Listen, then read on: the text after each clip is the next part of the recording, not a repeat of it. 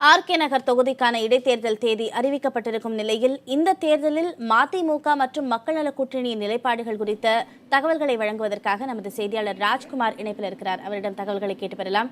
Rajkumar, RK நகர் தொகுதியில் மக்கள் நல கூட்டணியின் நிலைப்பாடு என்ன? தேர்தல் தொடர்பான அவர்களின் அதிகாரப்பூர்வ அறிவிப்பு எப்போது வெளியாக வாய்ப்பிருக்கு?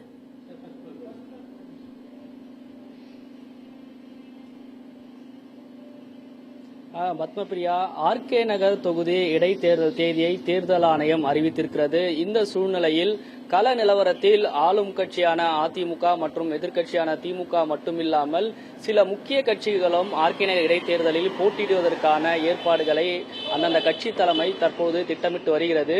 அதாவது மக்கள் நல கூட்டணி மற்றும் அதிமுகவை பொறுத்தவரை பார்க்கும்போது மக்கள் நல கூட்டணியில் தற்போது 3 கட்சிகள் இருந்து வருகிறது. மார்க்சிஸ்ட் கம்யூனிஸ்ட் கட்சி, இந்திய கம்யூனிஸ்ட் கட்சி மற்றும் விடுதலை சிறுத்தை கட்சிகள் மக்கள் நல கூட்டணியில் இடம்பெற்று வருகிறது. இந்த கட்சிகள் ஆர்கே நகர் இடைத்தேர்தலில் மக்கள் நல கூட்டணி போட்டியிடுவது என்று கூட்டணி கட்சியினுடைய தலைவர்கள் நேற்றே தெரிவித்திருக்கிறார்கள். ஆனால் மக்கள் நல கூட்டணியில் இடம்பெற்றக்கூடிய அந்த 3 கட்சிகளில் யார் போட்டியிடுவது என்பது குறித்து தற்போது அந்த கூட்டணி கட்சியினுடைய நிர்வாகிகள் ஆலோசனையில் ஈடுபட்டிருக்கிறார்கள். குறிப்பாக மார்க்சிஸ்ட் கம்யூனிஸ்ட் கட்சியினுடைய மாநில செயற்குழு கூட்டம் இன்னும் சற்று நேரத்தில் டி நகரில் இருக்கக்கூடிய கட்சி அலுவலகத்தில் நடைபெற இருக்கிறது. இந்த கூட்டத்தில் மாநில செயலாளர் ஜி ராமகிருஷ்ணன் மற்றும் செயற்குழு உறுப்பினர்கள் கலந்து கொள்ள இருக்கிறார்கள்.